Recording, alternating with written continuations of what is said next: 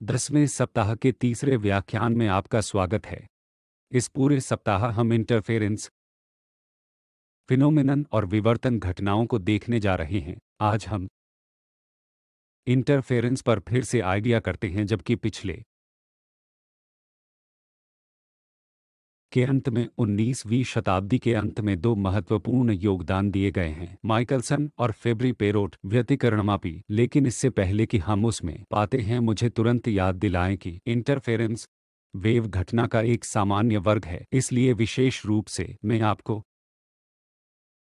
Interference को इस अर्थ में समझाने में सक्षम होने की आवश्यकता है कि हम लैम्ब्डा रेंज को शून्य तक ले जाकर बच नहीं सकते और जो कुछ हमने किया था उसके साथ कार्य कर सकते हैं। जब हमने परावर्तन तथा अपवर्तन की व्याख्या करने का प्रयास किया, तब हम इसके लिए कार्य करते हैं। अर्थ यहाँ हमें वेव फॉर्म्स को बनाए रखने की आवश्यकता है तथा किसी भी प्रकार के इंटरफेरेंस प्रभाव को देखने के लिए इनको वो सुसंगत बीमों की आवश्यकता होती है। सामान्यतः आप उन्हें एक ही स्रोत से उत्पन्न करेंगे। इसका मुख्य कारण है कि यदि आप दो स्वतंत्र स्रोत ले लें तो वे सुसंगत नहीं हो सकते हैं। फेज संबंध है जो स्थिर नहीं होने वाला है, जो एक कारण और मुख्य कारण है कि आपको एक ही बीम से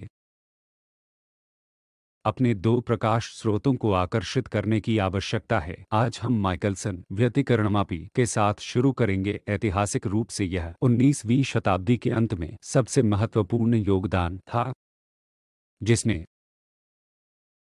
प्रायोगिक निर्धारण की अनुमति दी। बड़ी संख्या में स्पेक्ट्रमी रेखाओं का निर्धारण करता है। तो मेरे पास प्रकाश का स्रोत है जो लाल रंग बाईं ओर है। आप देख सकते हैं कि यहाँ यह एक है, इसलिए यह प्रकाश का स्रोत और है। मेरे पास यहाँ ग्लास प्लेट है जो इसे एक विस्तारित स्रोत बनाती है। तो क्या अनिवार्य रूप से एक से क्या प्रकाश के एक पॉइंट सोर्स की तरह लग सकता है? हम प्रकाश का एक विस्तारित स्रोत प्राप्त करते हैं और यह प्रकाश दाईं ओर से जाता है और ये दो ग्लास प्लेट तथा कांच की प्लेट जैसे जी एक इस प्रकार है कि यह आंशिक रूप से है। अतः यह प्रकाश को परावर्तित करता है जो बाईं ओर से ऊपर की ओर से आ रहा है तथा आंशिक रूप से इसे संचारित करता है। उदाहरण के लिए आप मान सकते हैं कि प्रकाश का 50% इसके द्वारा संचरित होता है और दूसरा 50% परावर्तित होता है। अर्थ परावर्तित कंपोनेंट तक जाता है तथा दर्पण एक से टकराता है तथा वापस आता है, जो 100% परावर्तित करता है तथा फिर G1 तथा इससे होकर सीधे ही डिटेक्टर में आता है और G1 से होकर प्रकाश बीम और ग्लास प्लेट G2 को पारगमित हो जाता है, जिसे प्राय ग्लास प्लेट में कॉम्पेंसेटर कहा जाता है, जो एक स्ट्रीम सिरे पर स्थित होती है और फिर वहां से परावर्तित हो जाता है और फिर से आता है और टकराता है, फिर से G2 से होकर टकराता है और ग्लास प्लेट G1 पर टकराता है और डिटेक्टर की ओर विक्षेपित कर देता है। तो प्रकाश की एक किरण से शुरू होकर अब हमारे पास प्रकाश की दो बीम हैं, एक जो M1 से आती है और G1 से गुजरती है और आती है और डिटेक्टर से टकराती है। जो M2 से आता है वह G2 से होकर गुजरता है, G1 द्वारा परावर्तित हो जाता है तथा अंत में डिटेक्टर को टकराता है। अतः प्रकाश के दो किरण पुंज हैं और आशा है कि अच्छी परिस्थितियों के अंतर्गत वे हमारे लिए इंटरफेरेंस और उत्पादक हस्तक्षेप पैटर्न में बाधा डाल सकेंगे। अतः हम इन दोनों दर्पणों M1 तथा M2 को समतल दर्पण मानते हैं तथा M1 को पूर्ण परावर्तक होते हैं जबकि M2 स्थिर होते हैं। अतः पथ में डिफरेंस उत्पन्न करने का तरीका M1 चलकर यह ग्लास प्लेट G2 को प्राय कॉम्पनसेटरी ग्लास प्लेट कहते हैं और इसे मुख्य रूप से इसलिए रखा जाता है क्योंकि आप दोनों भुजाओं में पथ डिफरेंस को बराबर करना चाहते हैं और कारण है कि हम डालने की जरूरत है। अगर आप ध्यान से यहाँ आरेख देखें, आप देखेंगे कि स्रोत से शुरू होने वाला बीम G1 से टकराकर M1 से होकर जाता है और अंत में डिटेक्टर पर आ रहा है G1 से 3 बार गुजरता है। दूसरी ओर प्रकाश की बीम जो सीधे G1 से होकर गुजरती है और दर्पण M2 से टकराती है और फिर अंत में वापस डिटेक्टर पर आती है, केवल एक बार ग्लास प्लेट से होकर गुजरेगी, जबकि पहला भाग 3 बार गुजरता है और यह एक कांच की प्लेट से होकर गुजरता है। मूल रूप से G1 ग्लास प्लेट यह एक बार ही गुजरती है और इस डिफरेंस की प्रतिपूर्ति के लिए आप इस G2 को प्रस्तुत करते हैं ताकि पथ डिफरेंस या ऑप्टिकल पाथ डिफरेंस के बराबर हो सके। निश्चित रूप से सिद्धांत में आपको वास्तव में ग्लास प्लेट की आवश्यकता नहीं होती, आप M2 की लंबाई को समायोजित करके इसे भी समान रूप से प्राप्त कर सकते हैं। कल्पना कीजिए कि आप वास्तव में अपने आप को रख रहे हैं अपनी आंख को उस स्थान पर जहां डिटेक्टर है, तो आप क्या देखेंगे कि आप देखेंगे M1, क्योंकि आप सीधे डिटेक्टर से और ग्लास प्लेट G1 से होकर देख रहे हैं, इसलिए आपको M1 देखना चाहिए, परंतु आप दर्पण M2 भी देखेंगे और के अलावा आप स्रोत एस भी देखेंगे, जो कि बाईं ओर लाल रंग में दिखाया गया है। आप M1 तथा M2 में स्रोत एस का डिफ्लेक्शन देखेंगे। तो यहाँ मेरे पास एक स्क्रीन है, तो बाईं ओर स्रोत है और मैंने सिर्फ एक पॉइंट ले लिया है जो उस लाल पॉइंट द्वारा निर्दिष्ट है कि आप वहां देख रहे हैं। तो एस वह स्क्रीन है जहां से आपके पास है, आप उस विस्तारित स्रोत प्राप्त कर रहे हैं और लाल पॉइंट एक विशेष पॉइंट है जिसकी हम निगरानी कर रहे हैं और मेरा डिटेक्टर उस स्थिति पर है कि यहां दिखाया गया है। जैसा कि हमने कहा, आप देखेंगे कि पहले प्रकाश स्रोत से यह प्रकाश M1 तक पहुंचता है और वापस आता है तथा डिटेक्टर पर अपनी आंख को छूता है, तो कि यहाँ इस लाल रंग की रेखा के माध्यम से चिह्नित है। तो M1 बेशक यह दर्पण M1 यहाँ है, जैसा कि मैंने कहा है, आप M2 भी देखेंगे और हम इस चित्र में M2 अभाज्य कहेंगे। इस चित्र में हम M2 को एक परावर्तन के रूप में देखते हैं जिसे M2 प्राइम द्वारा दर्शाया गया है। तो वही पॉइंट M2 अभाज्य में भी देखा जाएगा। अब M2 प्राइम से आने वाला प्रकाश भी डिटेक्टर तक पहुंचता है। दूसरे शब्दों में, यदि मैं उसे वहां देख रहा हूं तो यह मेरी आंख तक पहुंच जाता है और यह यहां नीले रेखा के रूप में भी दिखाया गया है। अब यदि इस M1 M2 के भीतर कोई पथ डिफरेंस है तो यह M1 और M2 अभाज्य के बीच की दूरी होगी। तो यह इन दोनों पथों के बीच प्रकाशिक पथ डिफरेंस है। तो यह अनिवार्य रूप से व्यतिकरण मापी की दो भुजाएं हैं। अब जैसा कि मैंने कहा, स्रोत का परावर्तन भी देख पाएगा, या दूसरे शब्दों में पर्दे का परावर्तन भी स्वयं दिखाई देगा। तो यहाँ मैंने आपको जैसे दिखाया है, स्क्रीन का परावर्तन है जिसे मैं M1 से आते हुए S1 कहता हूँ और वहाँ से आने वाला प्रकाश इस लाल रेखा से होकर डिटेक्टर तक पहुँचता है और फिर हम यह भी देखते हैं कि स्क्रीन का परावर्तन M2 और मुझे यह संकेत करना चाहिए था कि यह लाल पॉइंट है। इस पॉइंट P की स्क्रीन P1 तथा P2 अभाज्य में स्थिति है, जिसे P1 तथा P2 कहते हैं, जैसा कि आप इस आरेख में देख सकते हैं। अब उनके बीच S1 और S2 अभाज्य की दूरी 2t होगी, बशर्ते कि आपका ऑप्टिकल पाथ डिफरेंस t है। तो अब मेरे सामने क्या है, या इस व्यतिकरणमापी के एनालॉग का पूरा चित्र है। लीनियर व्यवस्था के रूप में पथ का डिफरेंस केवल यह क्षेत्र है जिसे हरे रंग में चिह्नित किया गया है। तो यहाँ दो भुजाओं और इसके साथ माइकलसन इंटरफेरोमीटर को देखने का मानक तरीका है। यहाँ वही माइकलसन इंटरफेरोमीटर है जो रैखिक रूप से निकाला गया है। M1 तथा M2 अभाज्य डिटेक्टर तथा S1 तथा S2 अभाज्य दर्पण की स्थिति हैं जैसा कि डिटेक्टर द्वारा देखा गया है।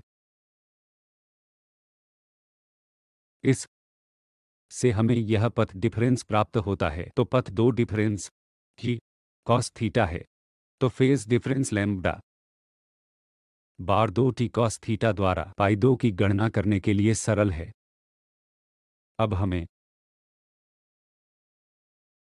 परावर्तन के कारण संचित पृष्ठों के लिए एक अतिरिक्त ध्यान देना होगा। जहां तक पथ डिफरेंस का संबंध है, एक महत्वपूर्ण परावर्तन को ध्यान में रखना होगा, यह है क्षैतिज बीम पुंज जब G1 से टकराता है और नीचे की ओर परावर्तित हो जाता है तो यह फेज में एक क्वांटिटी पाई द्वारा अचानक परिवर्तन प्राप्त होता है जिसे जोड़ने की आवश्यकता होती है। अर्थ सिद्धांत में जब परावर्तन दर्पणों M1 तथा M2 पर होता है तब पाई में फेज चेंज होगा, परंतु हम इसकी उपेक्षा कर सकते हैं क्योंकि यह दोनों भुजाओं को जोड़ने जा रहा है। तो हम इसकी तरह एक अतिरिक्त चेहरा परिवर्तन पाई की परावर्तन से आता है कि यहाँ होता है कि दोनों रद्द कर सकते हैं। यह योगदान है कि हमें जोड़ने की जरूरत है। तो मैं यहाँ इस पाई जोड़ने के द्वारा उस अतिरिक्त फेज के लिए लेखा किया है। कंस्ट्रक्टिव इंटरफेरेंस की शर्त यह है कि ये 2 T cos theta m plus half lambda होना चाहिए। यह उस अतिरिक्त फेज डिफरेंस को ध्यान में रखने के बाद है। तो मुझे बस सब्स्टिट्यूट करना है 2 T cos theta m plus half lambda इस समीकरण में यहाँ या अधिक राइट इस इक्वेशन में करने के बराबर है। और अगर मैं करता हूं, आप देखेंगे कि मैं phase phi 2 pi times m plus 1 n पूर्णांक हो जाएगा इसके बराबर होने के लिए मिल जाएगा। और इसी तरह दूसरी शर्त है मैं 2 टी कॉस थीटा m बार लैम्ब्डा के बराबर होने के लिए ले सकता हूं। तो एक बार फिर आप इस और सब्स्टिट्यूट m टाइम्स लैम्ब्डा यहाँ, और यह आपको फेज देने जा रहा है जो 2m प्लस 1 टाइम्स पाई के बराबर है। और निस्संदेह डिस्ट्रक्टिव इंटरफेरेंस की शर्त के लिए यह करने जा रहा है। यह वह स्थिति है जिसे हमने न्यूटन वलयों तथा कांच की मोटाई टी के ग्लास स्लैब से आने वाले इंटरफेरेंस का उदाहरण देखा था। एक समान थीटा वैल्यू एक लोकस होगा जो एक वृत्त की तरह दिखेगा।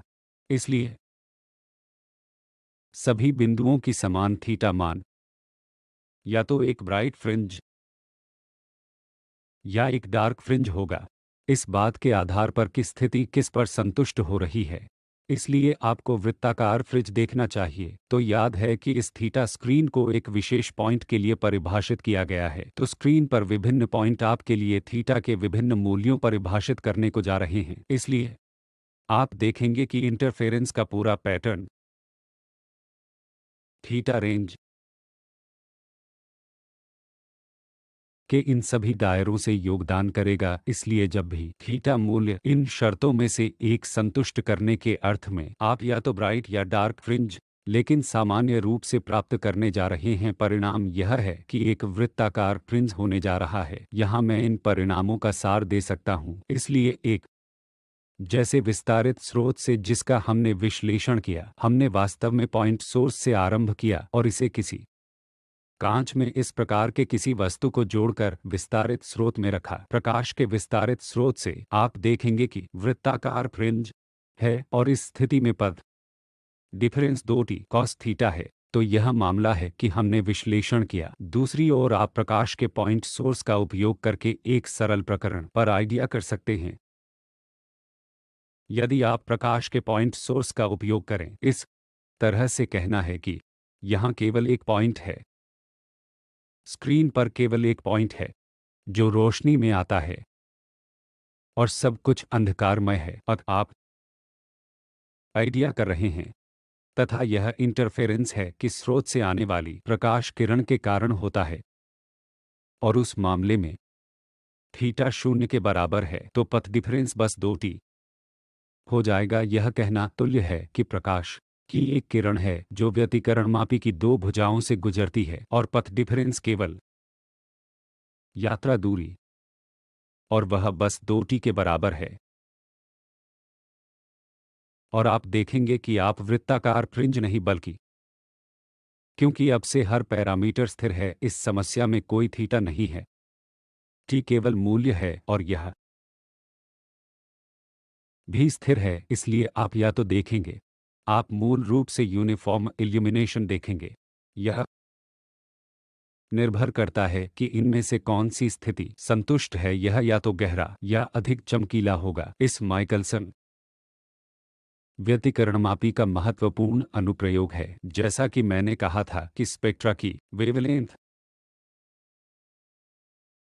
लेकिन इससे पहले कि एक महत्वपूर्ण प्रश्न है उत्तर देने की आवश्यकता है। मान लीजिए कि वहाँ हैं, आपके प्रकाश स्रोत में दो तरंग दैर्घ्य हैं जो एक दूसरे के बहुत निकट हैं। उदाहरण के लिए सोडियम लाइन डी दो रेखा वास्तव में दो रेखाओं से बनी है जो तरंग दैर्घ्य या फ्रीक्वेंसी में एक दूसरे के बहुत निकट हैं। इसलिए व्यतिकरणमापी हमें यह बताती है कि वास्तव में यह दो रेखाओं से बनी है, जो कि स्पेक्ट्रमी रेखाओं के रिजॉल्यूशन से जुड़ा प्रश्न है। तो यहाँ मैंने मान लिया है कि मेरे पास यह स्रोत है जो है लाल में चिह्नित के रूप में चिह्नित है और यह प्रकाश दे रहा है। अतः जब हम व्यतिकरणमापी के साथ इसका विश्लेषण करते हैं तो हम मान लेते हैं कि यह प्रकाश का एक सुसंगत स्रोत है और यह एक एकल वर्णक्रमीय है, जिसका अर्थ है कि इसकी तरंग दैर्घ्य ठीक एक है। लेकिन अब मैं मानता हूं कि यह वास्तव में दो तरंग दैर्घ्य है, एक लैम्ब्डा है, दूसरा लैम्ब्डा प्लस डेल्टा लैम्ब्डा है। और मैं डेल्टा लैम्ब्डा का उपयोग यह इंगित करने के लिए करता हूं कि दूसरा पहली बार के बहुत करीब है। तो यहाँ यह स्टेटमेंट है कि डेल्टा लैम्ब्डा एक से बहुत कम है, इसलिए यह बहुत छोटा है। अब मैं क्या उम्मीद करूंगा? यदि मान लीजिए कि मैं इस प्रकाश को अपने माइकलसन इंटरफेरोमीटर से लेकर मैं इस प्रकार की तीव्रता को रेखांकित करता हूं, मैं इस प्रकार की कुछ आशा करता हूं, तो मैंने अपेक्षित तीव्रता को फेज डिफरेंस फाई के फलन के रूप में दर्शाया है। तो यह काली रेखा वेवलेंथ लैम्ब्डा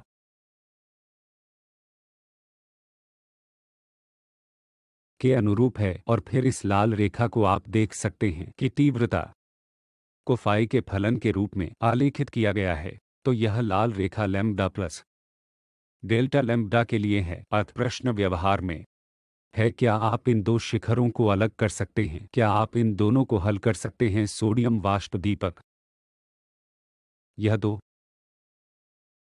सोडियम रेखाओं D1 तथा D2 से बना है, जैसा कि यह देखा गया है कि ये फ्रिंजें जो यहाँ खींची गई हैं जब M 490 है, अर्थात इंटरफेरेंस का क्रम 490 है, वास्तव में बहुत बड़ा क्रम है। जब M 490 है तो यह फ्रिंज विलुप्त हो जाती है और फिर तब प्रकट होता है जब M 980 बन जाता है। यह देखा गया था। इसलिए आमतौर पर दो चोटियों के बीच की दूरी इंटरफेरेंस M के क्रम के साथ बढ़ती है। तो याद है कि M है जिसे हमने यहाँ इस पूर्णांक के रूप में परिभाषित किया है। तो शून्य के बराबर M का अर्थ होगा शून्य ऑर्डर फ्रिंज, M बराबर एक प्रथम ऑर्डर फ्रिंज और इसी तरह आगे भी। यह केवल इसलिए है क्योंकि यहाँ इंगित शिखर के बीच दूरी क्रम और कुछ क्रम के साथ परिवर्तन शिखर एक साथ होते हैं। जब इंटरफेरेंस पैटर्न स्पष्ट रूप से दिखाई देता है, अर्थात ऐसी वस्तु 980 पर होती है जबकि 480 पर, यह केवल इसलिए विलुप्त हो जाती है क्योंकि एक शिखर न्यूनतम संयोगों के साथ साथ समाप्त हो जाता है। इसलिए इस पर आधारित दृश्यता नामक क्वांटिटी को माइकलसन ने स्वयं परिभाषित किया। तो आई है अधिकतम माइनस आई मिन, आई अधिकतम प्लस आई मिन द्वारा विभाजित। आप स्वयं को विश्वास दिला सकते हैं कि यदि आप मोनोक्रोमैटिक प्रकाश का उपयोग कर रहे हैं तो आई शून्य मिन है, आई अधिकतम कुछ संख्या है, आप इसे स्केल कर सकते हैं और इसे एक होने के लिए ले जा सकते हैं। तो दृश्यता एक हो जाएगी। शून्य दृश्यता की शर्त यह है कि जब, जैसा कि मैंने कहा था कि एक का शिखर दूसरे में से शून्य पर गिर जाता है, इसका अर्थ है कि यह शर्त संतुष्ट हो रही है। यदि मैं एक तरंग दैर्घ्य को जानता हूँ, मान लीजिए लैम्ब्डा को जानता हूँ, और यदि मैं जानता हूँ कि प्रायोगिक रूप से m पर 490 के बराबर है तो दृश्यता मूल रूप से छोटी हो जाती है।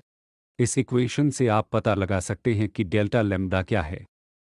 और सोडियम रेखाओं के लिए जो सोडियम वाष्प दीपक से प्राप्त होती है, डेल्टा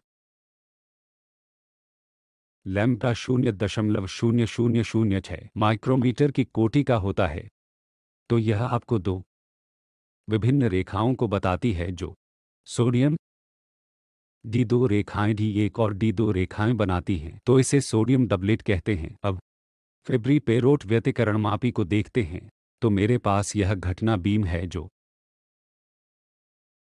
निचले बाएं छोर से आ रही है। अत फेब्री पेरोट व्यतिकरण मापी का कोर भाग यह एटेलॉन है जो संचरण की अनुमति देता है। अत आने वाले बीम में संचरित हो जाता है, और हम मान लेते हैं कि वास्तव में वायु के अंदर पदार्थ है।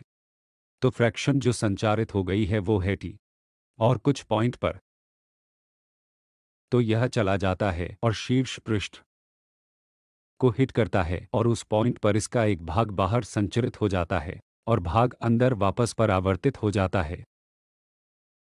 और जो भाग वापस अंदर परावर्तित हो जाता है पुन एटेलॉन तथा निम्न सिरे से परावर्तित हो जाता है, वह एटेलॉन के शीर्ष सिरे से परावर्तित हो जाता है इत्यादि। तो समायोजित की संचरण केवल शीर्ष अंत से ही संभव है और निचले सिरे से नहीं। तो क्या आप आउटपुट n पर देखेंगे या शीर्ष अंत से कई बीम जो बाहर आ रहे हैं, प्रत्येक अंशतः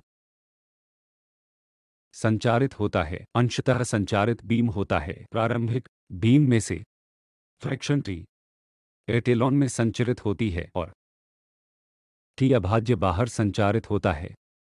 तो मेरे पास टी टी प्राइम बाहर चला जाता है, और टी जो प्रवेश किया है आर वापस परावर्तित है। तो मेरे पास यह आर टी फ्रैक्शन है जो वापस परावर्तित होता है, और अब यह पुन इस पॉइंट पर निम्न सिरे से परावर्तित हो जाता है, और इसलिए यहाँ कॉम्पोनेंट आर को टी में आर में परिवर्तित कर दिया जाएगा। इसमें दो परावर्तन तथा एक संचरण हुआ है, तो कि आर स्क्वायर टी है, और जब यह इस पॉइंट तक पहुंचता है वहां एक और संचरण होने जा रहा है। तो यह एक फैक्टर टी प्राइम द्वारा संचारित हो जाता है, तो कि R square T T prime होने जा रहा है। ये बीम हैं जो शीर्ष अंत से बाहर आते हैं और ये हस्तक्षेप करने जा रहे हैं। यहाँ ध्यान देने योग्य महत्वपूर्ण बात यह है कि इनमें से प्रत्येक आउटगोइंग बीम यहाँ वे दूसरे के संबंध में एक कांस्टेंट फेज डिफरेंस बनाए रखते हैं पड़ोसी लोगों के संबंध में। अब यदि मैं प्रयोग से यह इंटरफेरेंस पैटर्न देखना चाहता हूं तो मुझे केवल अभिसारी लेंस उत्तल लेंस में रखने की आवश्यकता है शायद, और फिर एक डिटेक्टर में डाल दिया तो आप इन सभी बीम को एक पॉइंट पर कन्वर्ट कर सकते हैं और नेट परिणाम देख सकते हैं। तो आपने सिर्फ पहले उनमें से दो यहाँ ले लिया, तो यह आने वाली बीम और निश्चित रूप से यह गुजरता है पॉइंट 2 पर परिलक्षित होता है, और एक हिस्सा होता है जो प्रेषित होता है और पॉइंट 3 से गुजरता है, और इसी तरह, और परावर्तित पथ फिर से 1 पर परावर्तित हो जाता है, और फिर एक भाग है जो 4 पर संचरित होता है से पड़ोसी बीम तक जो इटालोन से बाहर आ रहे हैं। अब इन दोनों पास के बीम के बीच का रास्ता क्या है? इसलिए हम आसानी से देख सकते हैं कि पथ का डिफरेंस होगा यह भाग ए के 2 प्लस ए के 4, और आपको इस को ए 2 ए 3 में घटाना होगा। और अब यह भी समझना आसान है कि ये दो राशियां वास्तव में ए के 2 और ए 2 ए 4 के बराबर हैं। तो मुझे मेरी पथ डिफरेंस डेल्टा इंगित करने दें। फिर से एक ए दो माइनस ए दो ए तीन। तो मैंने एक बार फिर से यह आंकड़ा आकर्षित किया है। यह त्रिकोण एक दो और रेखा, लाल रेखा एक साथ एक समकोण त्रिभुज बनाता है, और वहां से हम कॉस थीटा को परिभाषित कर सकते हैं, और है कि बस टी याद है डी एटालोन के शीर्ष और निचले भाग के बीच की दूरी है। इसलिए कॉस थीटा बस इस दूरी ए के दो द्वारा विभाजित है, और इसलिए यहां से मैं ए के दो के लिए एक एक्सप्रेशन लिख सकता हूं जो कॉस थीटा द्वारा विभाजित किया जाएगा। अब हम इस त्रिभुज को ए दो ए तीन ए चार पर देखते हैं जो शीर्ष पर स्थित त्रिकोण है। यहां से मैं साइन थीटा लिख सकता हूं। तो यहां ध्यान दीजिए कि पॉइंट ए चार पर कोण जो वास्तव में एंगुलर ए एक के समान है, तो ए एक का दो थीटा है, जिस मामले में यह थीटा किया जाएगा तो साइन थीटा फिर ए दो ए तीन के बराबर होगा, जो विपरीत भुजा से कर्ण द्वारा विभाजित होता है, और कर्ण है ए दो ए चार। और ए दो ए चार जैसा कि आप देख सकते हैं कि क्षैतिज रेखा है, और इसे ज्ञात पैरामीटर के रूप में लिखने के लिए मैं एक बार फिर से इस त्रिकोण को देख सकता हूं, एक ए दो ए चार, और यहां से आप देखेंगे कि ए दो ए चार सिर्फ दो गुना ए के दो इंटू साइन थीटा के बराबर है। एक बार जब आप ए दो ए तीन को सब्स्टिट्यूट करते हैं, जो कि दो ए के दो साइन स्क्वायर थीटा है, अंत में डेल्टा के लिए एक्सप्रेशन दो गुना कॉस थीटा के बराबर है। यह पथ डिफरेंस या ऑप्टिकल पाथ डिफरेंस है। यदि मैं एटेलॉन के भीतर सामग्री को अपवर्तक इंडेक्स म्यू के रूप में ले लिया होता तो यह दो म्यू डी कॉस थीटा होता। इसके साथ फेज डिफरेंस 2 पाई लैम्ब्डा गुणा 2 डी कॉस थीटा है, लेकिन यहाँ एक पकड़ है, तो यह केवल